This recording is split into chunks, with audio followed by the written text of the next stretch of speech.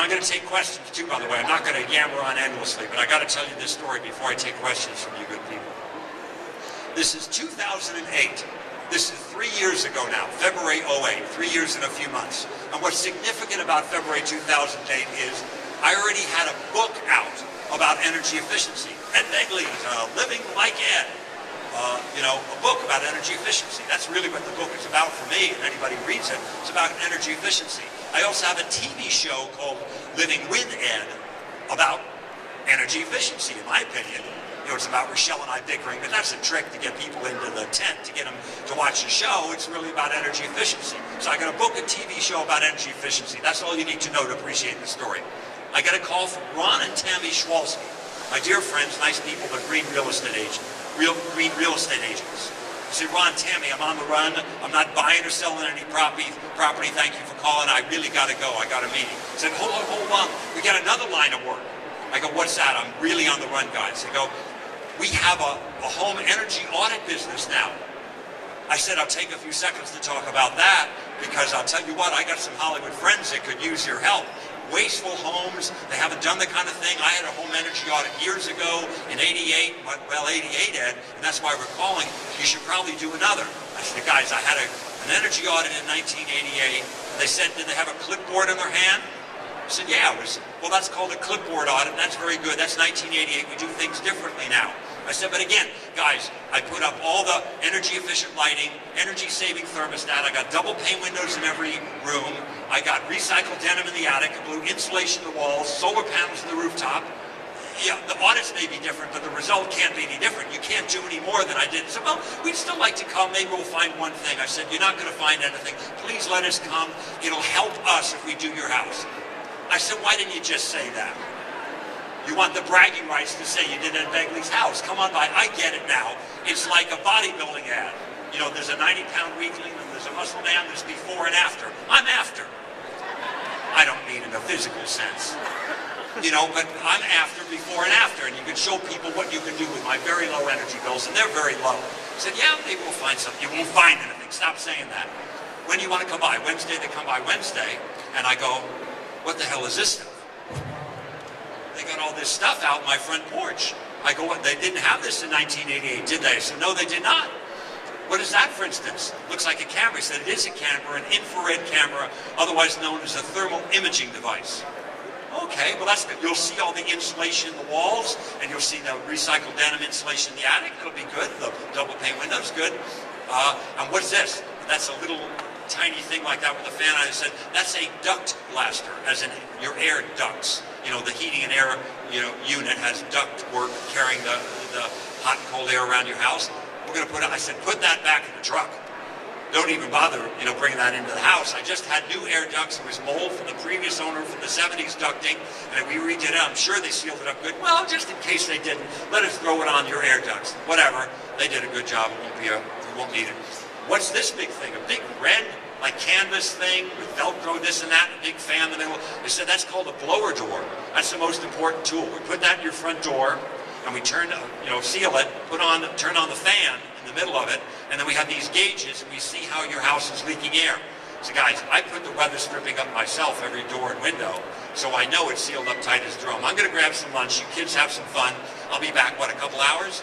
Come back in a couple hours, and I say to Ron and Tammy, there's Ron, there's Tammy. I say, guys, I'm a little concerned. I kind of let you in here while I was at lunch, and I'm worried about my reputation. If I get even an A-, I'm going to feel kind of bad. I'll be a little self-conscious if word gets out about that. People think I'm, kind of a phony. So no, you didn't get an A-. Thank God. You got a C-. What are you talking about? I got the lowest. No, your energy bills are A+ because of your solar and all that stuff that you're doing. You're making a lot of energy, and there are other things that you're doing, but the way you're leaking air is C-. How can that be? I said, you must have. Didn't Rochelle ever complain about the drafty thing in the summer, winter? She's in the other room. I heard that. I knew it. Shh, keep your voices down. What? What do you mean I'm leaking air? Why don't we just show you some of the stuff? They did a videotape. There was an area that the previous owners had done this area used to be outside. They converted into what was my office for years. It was a patio that converted to an office. There was an overhang of roofing material like this, and there was, so no water ever got in, and no sunlight ever got in. There was a hole in the house, basically, the size you could put 2 phone books through. That big, for 20 years. With a $10 piece of insulation, we sealed it up. And that's my point. I'm going to stop the story. The point is, there's a happy ending to the story. I did this stuff. Most of it was solved with a $10 piece of insulation and the infrared camera, the blower door, and this testing. If everybody in America got an energy audit, everybody that wanted to, got a home energy audit, think of what we could do. Think of how much energy we can save. Think of how many nuclear power plants we do not have to build. Think of how many coal plants we do not have to build. Because there's a huge savings out there from stuff everybody can afford. Once you have the audit, there's nobody holding a gun to your head saying, you got to get a new heating and air unit today. That might be on your list. You can do that 5, 10 years from now, whenever. But the other stuff you're going to want to do, the light bulbs, the weather stripping, the $10 piece of insulation, you're going to do that right away because you're going to get that money right back and you're going to start saving money. And now, more than ever, people need to save that money. That's why the Obama administration has $1,500 per household from something called WAP, the Weatherization Assistance Program, so people that need it the most can do those kinds of energy retrofits. And every utility in America should be giving free home energy audits. Some of them do, by the way, but everyone should do it. And if they can't afford to do it, the utility somehow doesn't have the financial wherewithal, the federal and the state government should do it. So if everybody wants it, could get it. And then pots of money also to do that. Big prize, gang. I'm being a real capitalist here too. $500 billion is your prize to get off that foreign oil.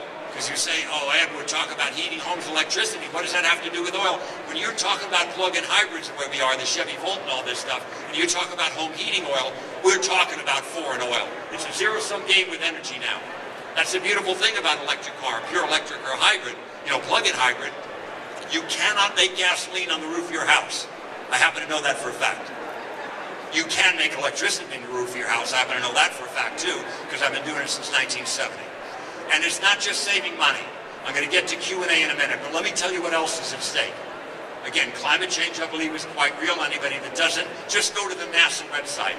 I hope you don't think they're part of a conspiracy to NASA. Many more Republicans than Democrats than NASA, I can tell you. And it's right there. Sea ice, the amount of sea ice that we're losing, CO2 going up, sea level dropping, et cetera, temperatures going up. We've had a lot of snow, and people get confused about that. But without winter, how can that be? Folks, you can make snow at 32 degrees. You can make snow right at 32 or 31 or 30. You can also make it at 30 below. There's been a lot more 30 and 31 winter. There's more moisture, which comes with global warming, which means more snow. It's not necessarily colder. These winters, some of them have been warmer. I don't know how they've totaled this last winter back east, but the winter before, everybody was griping about, there's no climate change, look at all this snow. It was a very warm winter with a lot of moisture, and you can make snow at 32 Fahrenheit. And so that's what's going on. But I would encourage